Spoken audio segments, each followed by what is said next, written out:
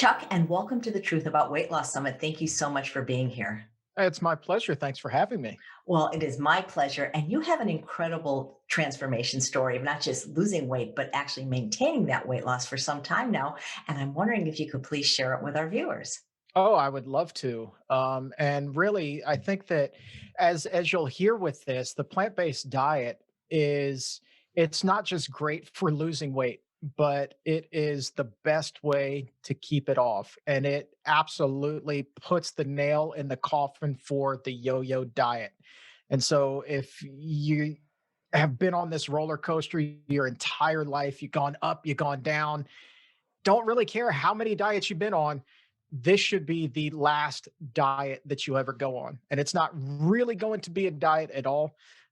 It's going to be the best thing that you ever do, and it's sustainable. So we will get into all of that. But I will tell you, obviously, have not always been plant based. Only been plant based here for the past 3.5, 4 years, and best 3.5 or 4 years in my life, though. But I grew up eating the standard American diet on steroids. Grew up in Southern Virginia in the Hampton Roads area, Norfolk, Virginia. And um, every day after school, my brother and I would go to my grandma's house. And this was, I mean, just a sweet little dumpling of a woman, didn't know a single thing about healthy cooking. And she had this jar of bacon grease that she used to put on top of the stove. And it didn't matter what she was making for my brother or I. Somehow or another, this bacon grease would find its way in there. And I'm pretty sure that she had one of those old school coffee percolators too that she did on top of the stove. I'm pretty sure that she put a scoop of bacon grease in her coffee every morning too. This is just who grandma was, right? So it was a lot of fried foods, and the idea of a healthy vegetable was a can of baked beans or creamed corn was really about as good as it got. I remember snacks. How gross is this? Raw hot dogs, or just bologna and American cheese. But that is what I knew growing up.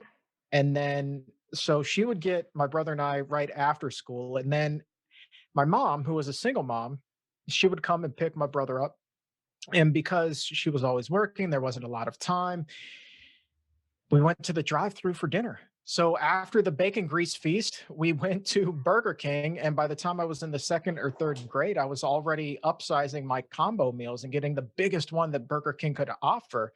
And I still remember to this day my order, being that little kid, 7, 8 years old, was a double cheeseburger with ketchup only, go large on the combo meal size. That's what they called it back then. So it was like this huge thing of fries, and then I would always get the orange drink with that. And I'm not quite sure how many calories that was, but it was really far too many and far too much fat as well. And so very early in my life, that began to take a toll on me. By the time I was, third grade, I was well over 100 pounds. I remember, um, this is just insane to me. We had this program where police came in, and if you would go missing, you had this identification card that you had on you, and you could show it so you could be found. Well, on this ID card was your height and your weight, and they took your fingerprints. And I remember stepping on the scale to be weighed, and I must have been the only kid in my class who was over 100 pounds. And I remember being mortified at that young age. And that was the very first time that I told somebody that I needed to go on a diet. So here I was at that point going by Charlie. I was like, I just feel like little chubby Charlie needs to go on a diet. And I was so embarrassed. But being that young age, I didn't know what going on a diet meant. So that idea never really stuck, and it was back to the drive-through. And so that cycle really continued. And I just continued to get heavier and heavier and heavier. And by the time I reached high school, I was over 300 pounds, and the doctor put me on blood pressure medication. At that point, because I was eating so much fast food and fried food and unhealthy food, that my blood pressure was somewhere in the ballpark of 180 or 190 over 100.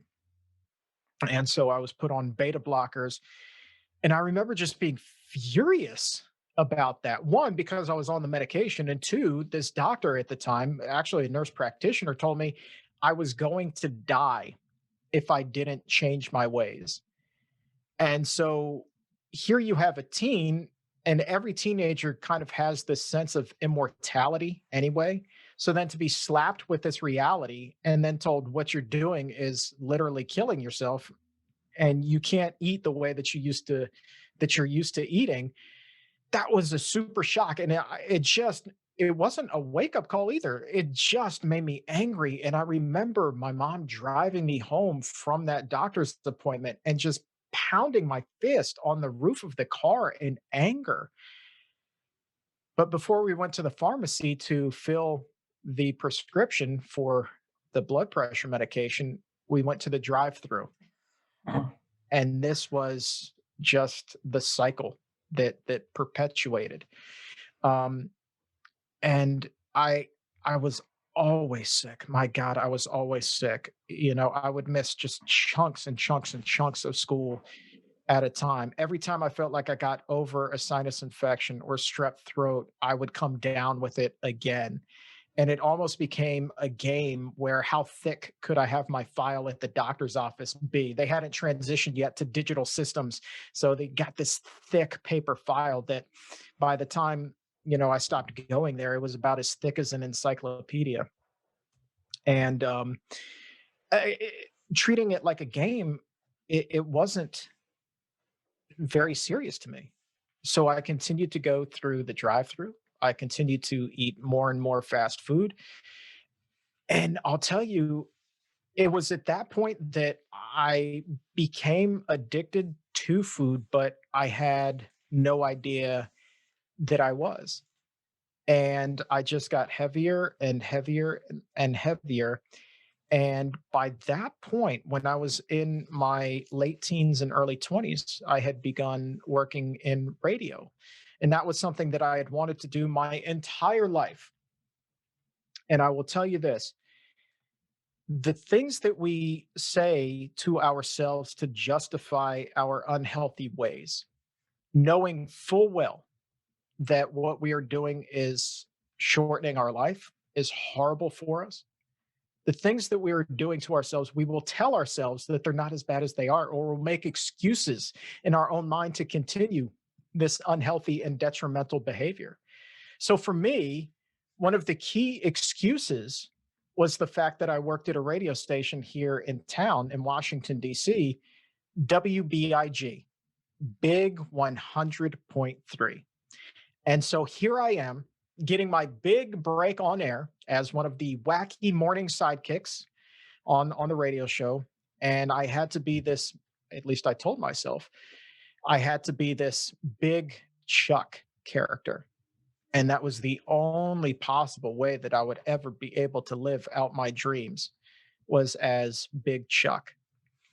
And of course, nothing could be further from the truth. But you know what? That was what I needed to tell myself to keep going to the drive through. And at that point, my daily caloric intake was close to 10,000 calories. And I had become woefully addicted to Taco Bell. So some people are addicted to alcohol, some people are addicted to cigarettes, some people are addicted to a narcotic. For me, I was addicted to Taco Bell. I could not go a single day without running for the border, as they used to say. I had to get my fix from Taco Bell. And if I didn't, I was not a pleasant person to be around. I craved it. Like I just needed it. And so I went there every single day to the point where they would just see my car pull into the parking lot, headed toward the menu board at the drive through. And they knew my order and they would just, hey, Chuck, $20, pull on through. They knew me first name basis. They knew my standing order. It was very transactional. It was usually pretty pleasant. And I would get my food and I would go and I would polish off all $20 worth. Um, but I'll tell you, I was still oblivious to the fact, like I knew that I was overweight and I knew that I was unhealthy. but I was oblivious to the fact that I was actually hooked on it until I was being paid to endorse something called the cookie diet. This is one of the worst fad diets in the history of diets, okay? This makes everything else look like it's just an absolute genius idea. This little gem was you eat a cookie for breakfast, you eat a cookie for lunch, and you drink a bunch of water with it.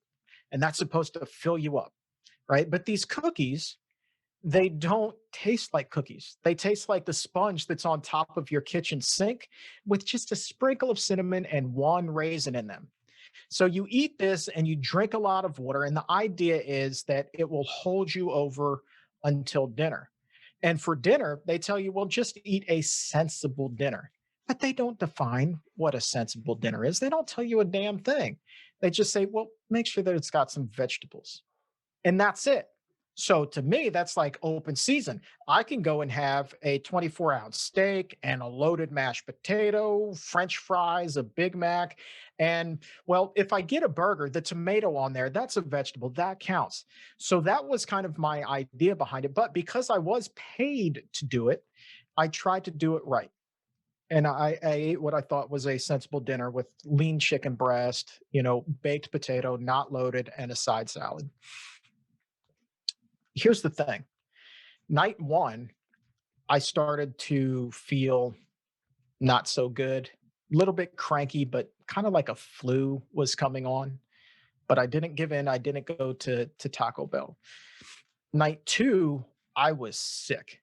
I mean, literally sick. And laying flat out in my bed. And I just remember being so angry at the same time that people didn't dare come downstairs to check on me. They just left me alone. Jekyll and Hyde situation. So cranky, so irritable. And I just, I was freaking out, and all I could focus on was Taco Bell. Why am I not getting my Taco Bell? That's all I want in this world. The world would be at peace. My world would be at peace if I could just bite in to a grilled stuffed burrito right now. Still try to be good. Push through. Night three, anger, rage to the point of violence, where here I am again on the bed, sick. All I could focus on was that Taco Bell.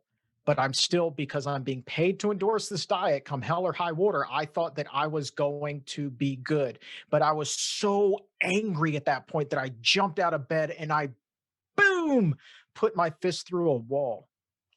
And then I was still angry. So I pulled my fist out of the wall and then, boom, put my fist through the door to the laundry room.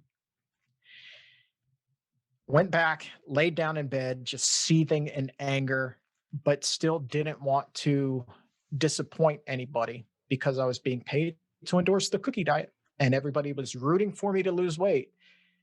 So I waited until everybody was asleep and I snuck out in the middle of the night, got to my car, drove to the 24-hour drive through at Taco Bell, loaded up on my $20 worth of food, came home and polished off every single bite of that.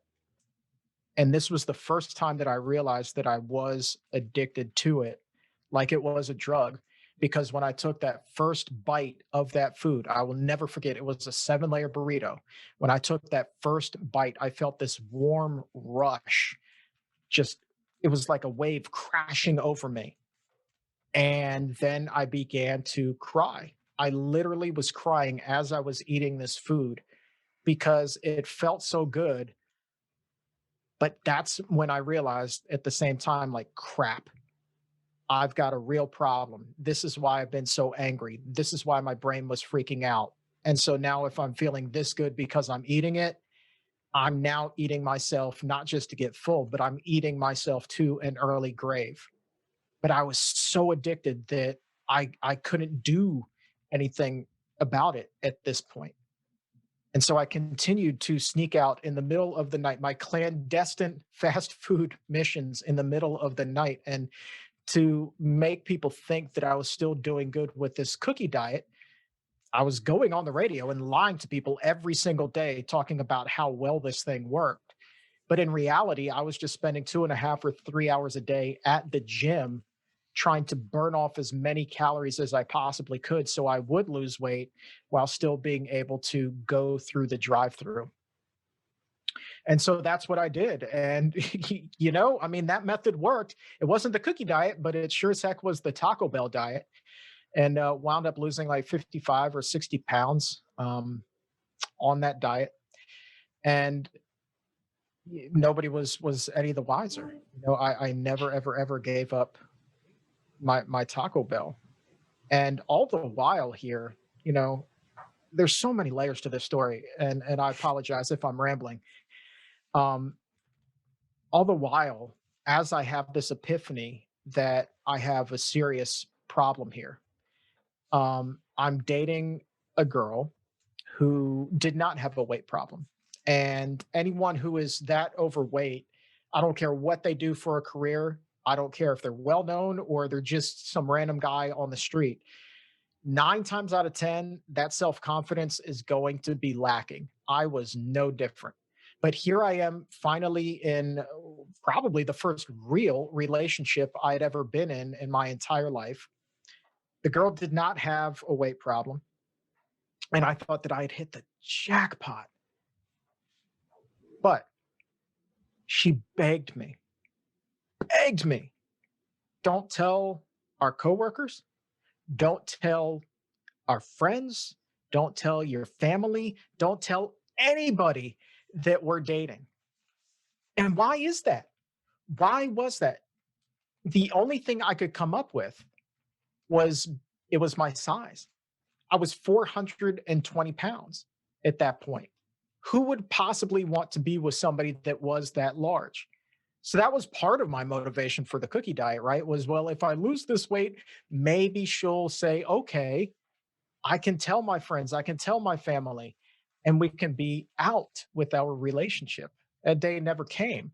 And so every day for about a year and a half, I would ask the question and beg, let's tell somebody. Can we tell somebody? The answer was no. And it was like being stabbed in the heart time and time and time and time again. Why am I not good enough? And thinking back on it, honestly, part of that also, I think, is what drove me then back to the drive through, right? You say that you eat your feelings. Well, Taco Bell was my warm blanket. And so that's what I was what I was doing until eventually, I had enough and that relationship ended, you know. Um God, man, that still hurts to this day thinking about that, to be honest with you. That level of rejection. On one hand, being told that somebody tells you that they love you. On the other hand, they're saying you're not good enough. Um, yeah. Anyway, so that happened, and once that relationship ended, the relationship with the cookie diet people ended as well. They decided to end their campaign, and then um, I got a case of the screw it's, is like, well, screw it. I'm not in a relationship. I don't have to lie and say that I'm endorsing this asinine diet anymore. I then just began eating and eating and eating and going to the drive through every single day. And at that point, I was also, eating Boston Market, a half of a chicken and three sides plus a soda for lunch every day. But don't worry, because it was a diet lemonade that I was drinking. So, of course, that had to be healthy, right? Didn't have a clue that had so many calories in it, right? So that was my lunch every day. Going home, I would stop off and get a snack at 7-Eleven, which was two big things of Gatorade and 6 items off of the roller. They have these things called taquitos, and I loved those things. I would get 6 of them, the buffalo chicken taquitos. I would get 6 of them with the Gatorades every single day, eat that on my way home. That was my snack. And then for dinner, we would get these flyers in the mail for local pizza places. And they oftentimes would be like, hey, if you have an office, here's buy 4 pizzas, we'll give you the fifth one for free. I didn't have an office. but I'm sure as heck gonna get that free pizza. So I'd order 4 pizzas, get the fifth one for free, and that way I had 2 or 3 days worth of pizza in the fridge. So I would eat one and a half, maybe sometimes even 2 pizzas for dinner, and then later that night go to Taco Bell. So at my worst, I was eating 10,000 calories a day. And if I stood up, I will tell you I'm 5'5", right? My waist at that point was 66 inches. I was wearing a size 6XL shirt, and I was putting on weight so rapidly that within a year, I would have been too large to shop out of a big and tall catalog. It just, I would have been housebound. My only other option beyond that would have been to wear a sheet. And I didn't want that. And, and I knew, like, heart issues run in my family. I never even met my grandfather. He died from a series of heart attacks before I was born. My father at that point had begun to have heart issues of his own. And I knew that I was going to be right behind them. I mean, I didn't think I was going to live to see 30. I kind of reached desperation mode in my mid 20s. And so, all I could think of was to take the advice of my father, who had bariatric surgery, and some of my friends who had it as well. And they lost a lot of weight, but just like every other diet, they had surgery, but then they put the weight back on. And so it turned into a temporary solution. So I was like, I'm so desperate right now. This is what I'm going to do. And, at least I can say that I went to the grave and tried everything. And so that's what I wound up doing. I didn't know anything about a plant-based diet before having this surgery. I didn't know anything about it. God, I wish I did. Um, but the thing with the surgery that a lot of people don't get, like I said, it is very much a temporary thing. Your stomach is like a balloon, right? So it's elastic and it can just expand right back. And that's why you see so many people who have it and they'll put it back on. Matter of fact, last night, my wife and I were watching TV and they had a commercial for, have you had bariatric surgery and put the weight back on? Well, come on in. We'll give you another procedure. We'll put an actual balloon inside your stomach to make you feel full. You'll eat less, you'll lose weight. And I was like, man, that sounds like something my surgeon said to me at the initial consultation. He's like, don't worry, Chuck. If you have this and it doesn't take, you can have what's called a revision surgery. And that's where they go in and essentially staple your stomach for a second time. And I was like, oh, cool. That's a get out of jail free card. That goes right back to those excuses that you tell yourself early on. I was like, oh my God. So he's telling me that I can continue to go to Taco Bell. Awesome. I love this guy. Didn't sound right to me, like there was something hinky about it, but at the same time, that's a free pass back to the drive-through. Cool, I'm on board. Let's do it. Well, I have the surgery and I wake up and I just feel like I had been hit by a truck. I felt like the worst I had ever felt in my entire life. And I woke up and I knew, I was like, forget the revisionist surgery. Like, one time is enough. I'm not going through this. And it was painful. Oh my God. Like, just taking steps for the first week after that was so painful. But here's where I will never speak ill of the surgery, is because it does give you this 3 to 6 month window where you can detox off of that food. Now, we talked about how I went 2 or 3 days without Taco Bell and what happened because I was detoxing. The mental anguish, the physical symptoms that came in, feeling physically ill and just irritable and angry and rage filled. The surgery kind of forces you to go through it, but maybe it's a little bit less because you already feel like crap. Your body's been through so much trauma. Like, the last thing you want is to eat anyway. So that makes it a little bit easier to deal with. And so the weight did come off. And I kind of, at this point, I was treating it like the anti diet. I thought about everything that I had tried in the past, all of the failed gimmick diets. And one of the things that really struck me at the beginning, I was like, well, what's the prerequisite for starting a diet, right? So you get on a diet plan and you get a gym membership, right? So I was like, I'm not getting a gym membership. I've got like 5 of them on my keychain right now, and I don't use a single one of them. So I'm not doing that again. And right at my heaviest, I could barely walk 10 feet without my chest beginning to tighten. It was quite literally, you hear that analogy, it feels like an elephant is sitting on my chest. And so I would walk those 10 feet and my chest would begin to tighten. I would just start to sweat profusely and the color would drain from my face. So I couldn't walk very far. And I certainly, didn't want to risk having a heart attack. So on my lunch break, I would just walk across the street and there was a ball field across the street that had some bleachers. Nobody was playing there, but I would just walk to the bleachers, sit down for 15 minutes, look out, catch my breath, do some thinking, whatever, and then walk back. And so I did that for a little while, and the weight was starting to come off, and I was like, I'm feeling a little bit better, so let me try to walk around the block. And so I did. And then one block became two, and two became three, and then eventually I was walking a mile on my lunch break. And then that 1 mile became two, and then three. And eventually, every day on my lunch break, it didn't matter if it was raining or snowing or sleeting or whatever the case was, I was walking 5 miles on my lunch break. And the weight at that point had come pouring off. And I was watching what I was eating. Still didn't know anything about eating a plant based diet, but the weight was coming off. And I remember my boss at that point was like, "Man, you're doing so good with all the walking.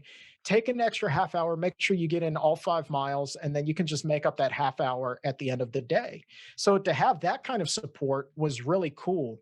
And I think that as people are beginning their weight loss journey, and knowing that nutrition is paramount and is the most important aspect of this, I will say it's also important to get your body moving. But if you don't think that going to the gym every single day is going to be feasible for you, right? You just get burned out on it.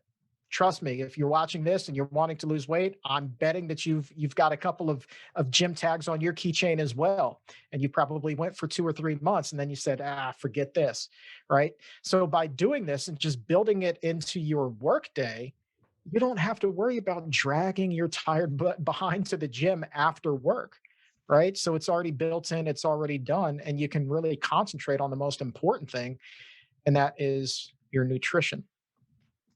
And so from there, as the weight came pouring off, I got kind of a surge of confidence and asked myself at 27 years old, what do you want to be when you grow up? It was like, I felt like I had my whole life ahead of me. Again, it was like hitting the reset button and, and going back to 20 or 21 years old and trying to figure out what you want to do with your life. And I loved broadcasting and I loved media, but I also loved sports. So what I wound up doing was founding my own sports media company and then began covering the Washington football team here in town. Getting inside of an NFL locker room to me was everything, and befriending the players and then starting to do radio shows with a number of them. Um, and it was actually one of them, a defensive end by the name of Adam Carricker, who gave me the nickname the weight loss champion after he heard my story. And so that's why I use that, because growing up such a football fan, to be given such a cool name by someone who I so admired, like, means the world to me and will for the rest of my life. So that's why I'm always the weight loss champion, Chuck Carroll. Um, Not something that I would have named myself. And I was just so grateful that somebody of that stature would think enough to give me that. So I got a chance to do that, and eventually was hired by CBS to start doing some stuff for them, and then wound up transitioning into hard news and seeing like a whole lot of just everything in the world, death and destruction. And it was a real privilege to be, on the scene for a lot of things that others just will witness on TV. It was kind of surreal, but at the same time, that takes a mental toll on you. And so all of that wind that had been in my sails, that surge of confidence, was gone. You see so much of this bad stuff day in and day out. I had to hit the eject button. And perchance, I was doing an interview with a professional wrestler by the name of Austin Aries one afternoon. And he was promoting his new book, which was all about his plant powered journey to the top of the wrestling industry. And this was when I learned about plant based eating, a number of years after I had actually lost a lot of the weight. And he's like, Chuck, I know that you have lost a lot of weight. I know that you talk a lot about nutrition. This is something that you're passionate about, but man, you should really give a plant based diet a try. He's like, you really need to do that because it will take things to the next level. And it's like, all right, Austin Aries, I will humor you. I will watch What the Health. I will watch Forks Over Knives and we'll see what happens. I do. And it was like my whole world changed because watching that, I got so excited. I guess because it kind of dawned on me. One, it was like, well, I don't have to be worried about regaining the weight at this point if I make this switch to this plant-based diet. The whole yo-yo dieting thing goes out the window. And for the first time, I can go to bed at night not worrying, am I going to slip up and go back to the drive-through? Right? I was always worried that I would have this one slip up as I had in the past where I would say, I got this and I can have just this one nacho. But then that one nacho would lead to that second and that third. And then I'm right back to the drive through at Taco Bell. The plant based diet is going to prevent you from doing that if you eat that healthy plant-based diet. And so that's what I strive to do. So I did this overnight. I told my wife, I was like, hey, honey, I'm going vegan. And man, her reaction was priceless. I wish I was rolling a camera on this. She's like, you are already eating the healthiest of anybody I've ever known in my entire life. Why do you want to go vegan? And you know, I was like, sure. Hit the pause button. Jules, why don't you just take a couple hours, sit down on the couch? Let's watch these together. We did. She went vegan that same night as well. So it all worked out. And then to have this tremendous support system now in this house where we kind of tag team with the plant based motivation is just fantastic. And I had gotten tired of, as I said, reporting on death and destruction and wanted to do something more positive and to bring this knowledge that Austin had shared with me to a greater audience. And I'd known about the Physicians Committee because of working with them briefly while I was doing that show with Adam Carricker. And I pitched them the idea of doing a podcast. And that is what became the Exam Room. And just getting the opportunity to really become ingrained and entrenched in all of this science and nutrition and learning and just being able to tell these incredible transformation stories, people who have done such incredible things, reversing heart disease and diabetes, and also losing a tremendous amount of weight, and then working with some of the most brilliant researchers in nutrition, Dr. Hannah Kaliova, Dr. Neil Barnard, the people who aren't just reading these studies and talking about them, but actually conducting this research has really been the privilege of a lifetime. And so now instead of talking about death and destruction, I get to bring positivity and hope and inspiration to people and change their lives. And, just getting emails from people who share these incredible stories of their own with me, it means the world. And it's kind of like the culmination of now a 38-year journey to health. I don't think that the journey really ever ends because you keep learning every single day. But every single day, I still also wake up and kind of have this pinch me attitude about things because I still associate so much with that 420-pound guy with that 66-inch waist. And so just to wake up and know that this is now my reality is just it's the privilege of a lifetime. It really is. So I've rambled enough. There is certainly more to it, but fire away with any questions. Well, first of all, incredible story. Congratulations. You must feel so proud of yourself. I do. because I honestly never thought that it was possible. I thought for me, weight loss was always going to be this temporary thing, even with the surgery. I never thought that I would be in the position where I am today, where I wear a size 32 jeans as opposed to, these big, I'm not even sure these will fit on camera, like 66-inch waist jeans. Hold on. I'll be out of camera, but you can kind of, Oh, yeah. wow. I mean, you could probably fit in one leg now. Oh, easily, easily. I'm, I cannot imagine. it's, yeah, I mean, I still can't either. And, I still identify so much with the guy that wore those jeans, that I look at my jeans now and I can't fit into that. And then holy crap, yes, I can. It's it's pretty cool. I think this will really inspire people, especially those with really a lot of weight to lose, that it really is possible. It is. That's the thing. People do need to know that it is possible. They positively, absolutely need to know that it's possible. And that's something that I preach so much on the show and on social media is like my mantra has become nothing is impossible. I don't care if you're 50, 60, 70 years old, 80 years old, you're never too old to make this change. I've heard stories of someone's mother in law who's in her 90s and had essentially become, uh, you know, uh, wheelchair bound. I mean, just sedentary, couldn't move around, really just kind of one foot in the grave, so to speak, but then switched over their diet and now walking miles a day in their 90s. And so, if someone in their 90s can do it, what excuse could you possibly have to not do this and think that you won't get results? I'm not sure if the people have excuses. I think what they have is food addiction, like you did. Yeah, yeah.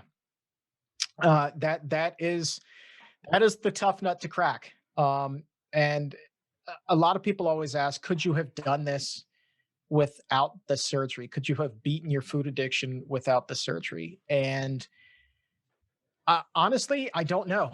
I know that I am certainly inspired by so many people who have, and being able to interview them and what their experience was like. I would like to say yes, but that is the one thing that I will credit to the surgery more than anything was just forcing me to go through this detox. So yeah, I will say it's absolutely possible. You know what? I'm not going to say maybe. It is absolutely possible because nothing is impossible. Whether it's Eric O'Gray or Eric Adams or someone whom I'm going to be speaking with here pretty soon, a gentleman by the name of John Brown, who just people who have lost so much weight and did it holistically with the plant-based diet. You absolutely can do it. Um, but I just wish that more people realized that food is a drug, like cocaine, like heroin, and those two drugs are, I mean, they're awfully kind of scary to talk about when you think about the potential ramifications of using them and abusing drugs, right? What happens? You can overdose, you can die. Well, guess what? You can overdose on fast food too. You can overdose on Taco Bell. You can overdose on McDonald's. You can overdose on Pizza Hut. You can overdose on all of those things. But for whatever reason, heart disease doesn't have the same taboo as drugs, but it's exactly the same. You think about the reaction that I had when I was trying to detox off of this and how my brain would freak out. Well, anyone who's watching this right now, think about that first few days when you would go on a diet, right? Think about how you felt. That's your brain craving these foods. That's food addiction. And so one of the big things that I talk about is that moment that you come to, that fork in the road where you think that you have this licked, right? You think that you have it. You think that you can have that one nacho and you will be just fine. You finally have conquered your food demons. No, this is the trap because if you are a food addict, that nacho, that one taco, that whatever the case may be, That is no different than an ex-smoker thinking I can have one cigarette after 5 years, 10 years, whatever the case may be. Well, that one cigarette then leads them to the line at the 7-Eleven to buy a pack of smokes. And the next thing you know, they're lighting up time and time and time again. And so when you get to this fork in the road and you think that you have it licked, you have two choices. You can turn right, you can eat whatever that food is, you can eat it, turn right and go right back to where you were going, or you can go left. You can go left and continue on that healthy path. Know that you will have that craving, but that craving will subside. And you're going to be so much happier dealing with 2 or 3 to 10 minutes, whatever the case may be, of craving versus giving into that and going back to the way you were and then risking a lifetime of unhealthiness. So, what would you rather have? 10 minutes of torture or, a lifetime of being unhealthy? To me, it's not even a question. The craving will pass. So you stick with that. And the cool thing is, yeah, it's not pleasant. Cravings are never pleasant, but you prove to yourself that you can get past it. And that actually boosts your confidence. So you know that when that next craving comes, you can deal with that too. So it gets easier and easier and easier over time. Yeah. One of the experts on the summit, Dr. Judd Brewer, gave actually a lot of techniques for people using mindfulness to help with that. Yeah, I mean, you just, yeah. I'm not too familiar with what exactly the techniques were, but just pause. I will tell you what I do is just pause, and I guess, yeah, being mindful of the fact that you are having a craving here, but just sit back, take a deep breath, and trust. Trust two things. One, trust in yourself that you can get past it, but then also trust that it will pass.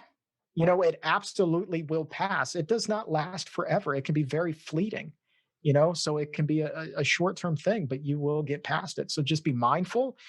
And if you accept the fact that you're craving it, I think that that makes it easier, right? Because you don't have to, fight it at that point.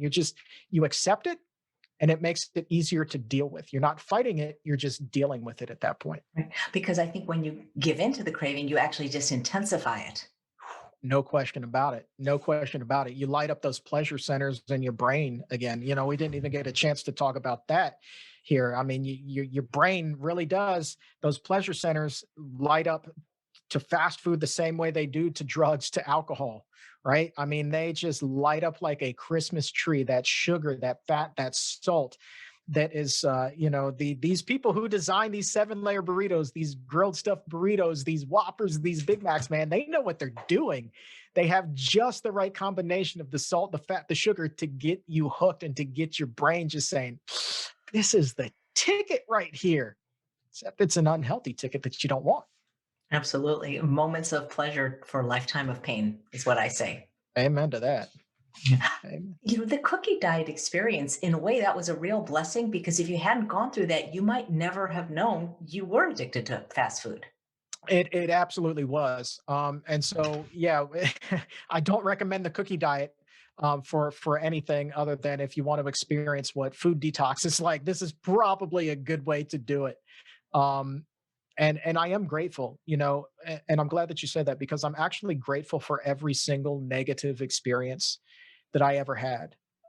Whether it was the flight across country where I couldn't fit in the seat and had to walk all the way back up to the front of the plane and ask for a seatbelt extender so that we could take off, and feeling that everybody on that plane was just staring at me and praying that I wasn't going to sit next to them all the way across country. You know, I'm grateful that that girl kept me hidden, because it made me stronger as a person and made me truly realize my worth. Looking back on it, knowing that nobody should ever be put in that position. And in all honesty, I shouldn't have tolerated that at the time. Perhaps if I did have more self confidence, I would have reached this point much, much sooner in life. But I'm grateful for that, and I'm grateful to have been put on blood pressure medication in high school and being angered and embarrassed by that. because it gave me the opportunity to learn and to prove to myself that you can overcome whatever obstacle is put in front of you, whether it's emotional, physical, or otherwise. You are so much more powerful than you will ever know. So just tap into that power and find out. That's amazing. How many years after having bariatric surgery was it until you discovered the plant-based diet? It's about 6. So it was a good long while, and I thought, at that point, I was, like, around 160, 165. I would sometimes float up to 170, um, and I thought I was doing pretty well, but then when I went on the plant-based diet, lo and behold, I was still carrying around a whole bunch of extra weight, right? So, I do that, and all of that excess fat that I was still carrying around just because I was, like, such a dairy junkie at that point and, was still eating a whole lot of, like, fatty fish and things like that that kept my levels up.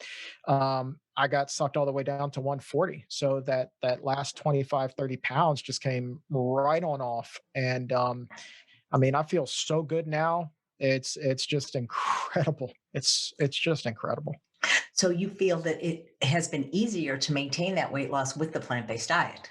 No question about it. There is no question about it. I think it's definitely easier to do because with the plant-based diet, you get a lot of nutrient density, but you don't necessarily get that caloric density.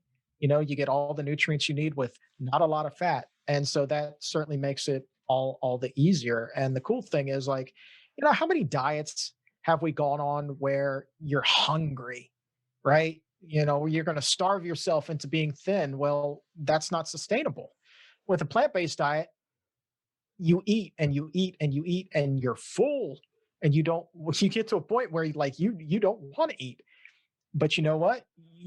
Taken in nowhere near the amount of fat, nowhere near the amount of calories that you ever got on that standard American diet that's chock full of fat and fast food, but you're getting a crap ton more nutrients and your body is thanking you for it every single day. And that's what makes it easy. And that's what makes it sustainable. And that's why I say you will never have to go on another diet for the rest of your life. This is picking up a pair of scissors and cutting the string on the yo yo. That's what a plant based diet does.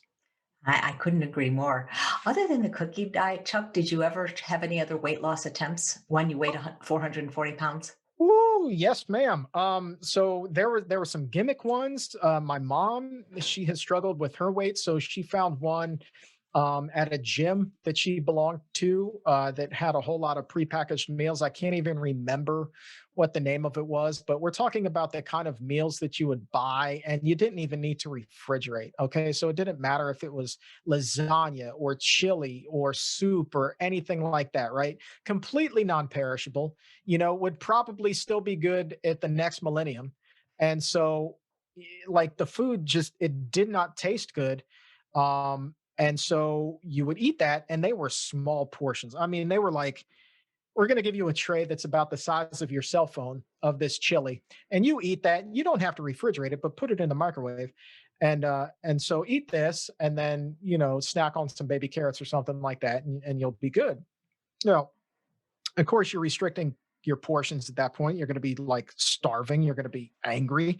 And so that's not sustainable. But you do lose weight because you have that and you're going to the gym. And so it's kind of like the same thing I did with the cookie diet, where you're just working out a ton and you're losing weight, but it's not sustainable. You cannot do that for very long. So you do that for 2 or 3 months with a whole lot of cheating in there, but then the second you stop, man, like, that weight just comes pouring back on. So it did that time and again and did Weight Watchers and point counting and things like that. And it just never seemed to click. Yeah. There are so many heartbreaking moments in your story, but one that particularly resonated with me is the fact that you were over 100 pounds in the third grade through no fault of your own, but you were going through the drive through, Burger King specifically. And you wonder how many other kids right now are eating that food that could have a similar future because people don't. I know your parents did the best they could, I'm sure, but now we know more than your parents did back then about how addictive these foods are. And what I'm trying to do is help the Chuck right now that's in third grade. You know what I'm saying? I mean, how can we reach because they probably won't be watching this summit. No, and so it really is then incumbent upon the parent to kind of get in touch with that message, and it's hard because you turn on the TV, you flip through your phone, Instagram, Facebook, whatever the case may be, you're bombarded with advertisements for all of these ultra processed junk food snacks, and certainly more pizza than you can shake a stick at, and every new creation at every fast food restaurant known to man. You're just bombarded with these 24/7, and so especially in a time where money can be tight and everyone is short on time as well, the drive through always seems like the easier option, but you're not really looking at what this is going to do to you. And you're certainly not thinking about what it's doing to your kid, because I think that, while kids have this feeling of invincibility about them, I think that parents also kind of think that about their kid too. Like, this isn't going to catch up to them until they're much older in life, at which point, they probably, won't even think that they had laid the foundation for an unhealthy future while the kid was in the third grade. When the truth is, yeah, those seeds were planted very much when that kid was in the third grade or even younger, And so you got to work with the parents to get them there. And it would be great too if somehow the schools would get involved. We've seen these programs, here and there throughout the country where, and this is, I'm not saying this would work in every school district, but my God, it would be great if it did, where kids are actually planting gardens and then eating the food that they grow. And so learning about, how to grow healthy, nutritious food. And then what kid wouldn't be excited about eating a tomato that they grew, or the carrots that they grew, or the lettuce, or whatever the case may be, foods that kids ordinarily be like, yuck. But because they made it themselves, they grew it themselves, they washed it, they chopped it up themselves. Of course, they're going to be excited to eat it, right? They're going to be more excited to eat that than they would the double cheeseburger with ketchup only that they're going to be getting later that night at the drive-through. So that to me is really, I think, kind of the best path forward, is just to get kids interested in that stuff at an early age, and then school up the parents, school them up. Kids are not invincible. Well, thank God for that little bit of ketchup, Chuck, because that was the only vegetable you were eating. No Actually, I kidding. believe Congress has actually said now that ketchup is a vegetable. And in addition to having so many drive-through meals, it didn't sound like you really ate very many fruits and vegetables growing up. No, no, no, no. Every once in a while, my mom would try to go on some sort of a health kick where she would try to brew her own kombucha, and that just failed miserably, God knows. But not a whole lot of healthy fruits and vegetables and things like that. I think that the healthiest thing I ever learned before I got onto a plant-based diet was about millet. And and I remember at the time thinking that it was birdseed, because my grandfather would buy birdseed, and one of the seeds that was in there was actually millet. And so here's mom trying to serve my brother and I millet, with probably everything else on that plate was unhealthy, but here's this healthy grain. So yeah, not a whole lot of health going on. Well, it sounds like other family members also struggled with their weight. Have any of them seen your success and adopted a plant-based diet? My mom has tried, and so I give her a lot of credit for that. Not had, unfortunately, yet the level of success that she would want. I mean, you and I both know how difficult food addiction can be, and so I think sometimes, whether it's her or anyone else, you can kind of get lulled into this trap of being a junk food vegan. Tostitos are vegan, but if you eat an entire chip of or an entire bag of them at a time, that's not going to do you any favors as far as your health. So that's kind of the situation that unfortunately she's facing. And other family members have expressed some interest in it, but by and large kind of shun it and chalk it up to this hokey diet. Um, and it does sadden me to see them who um, are eating this unhealthy diet and yet still thinking that what they're eating is healthier than what I am. And so it's not a competition, Um, but it is equal parts frustrating and sad.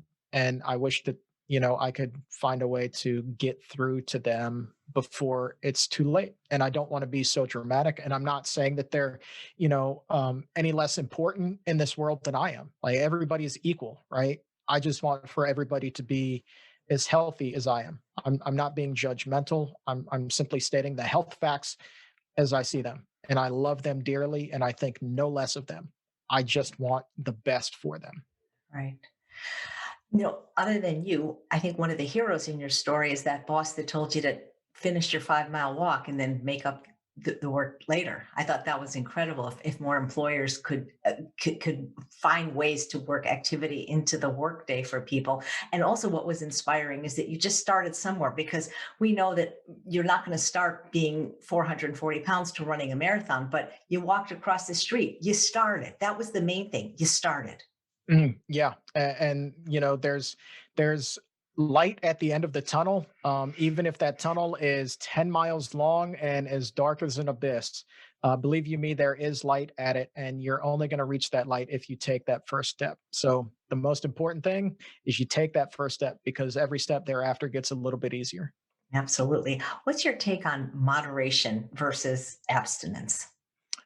Not a fan of it. I'm not a moderation guy. I'm very much an all or nothing guy, because it goes back to what we were talking about earlier as far as that fork in the road.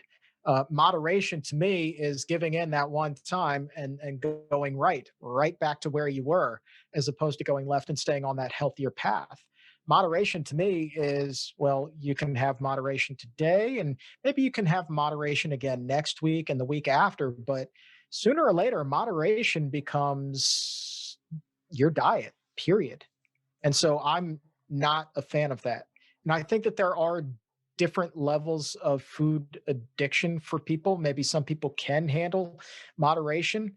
But I think that, in all honesty, based off of my experience and just looking at the statistics in this country of how many people aren't able to sustain their diet, that to me tells you everything that you need to know about moderation, because I would suspect that the majority of failed diets happen right at that fork in the road when moderation is creeping in. Yeah, I agree. I agree.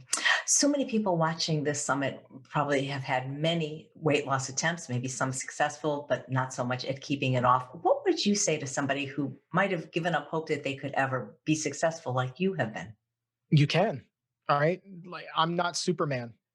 No success story that you've heard at the summit comes from a superhero.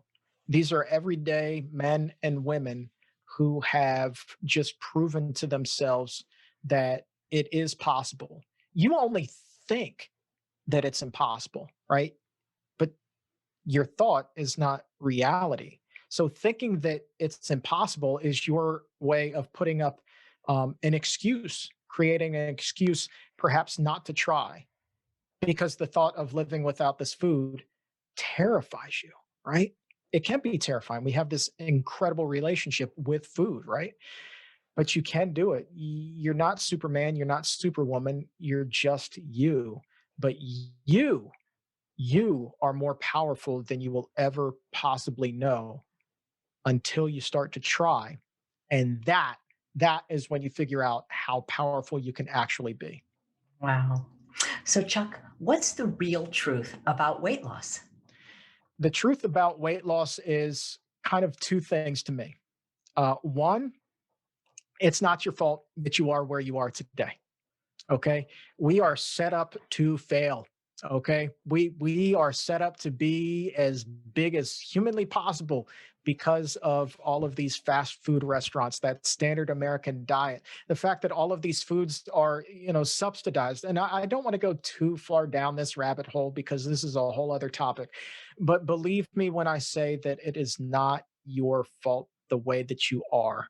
Um, but but the truth is that even though you are facing a uphill battle, okay, it's not necessarily going to be easy, and you are going to have these cravings, and you are going to want to give in a lot of times, throw in that towel and go back to the drive through. right? But the truth of the matter is that you don't need that food to live. The truth of the matter is that the gatherings around the table, whether it be with fast food or fried food or something unhealthy that's, a family favorite, right? Think about all those memories that you've had around the table, those fun memories that you have that all involve food. Well, guess what? Right? You don't remember the food necessarily. The warm feeling that you have are those interactions with the other people in your life. And so you can substitute the fried food, the pizza, the fast food, substitute that with something that's much healthier on this plant based diet. And your memories will be equally sweet, if not sweeter, because at that point, you're not just nourishing your body, you're also nourishing your soul. That's beautiful. Thank you so much, Chuck, and congratulations on your success. Thank you.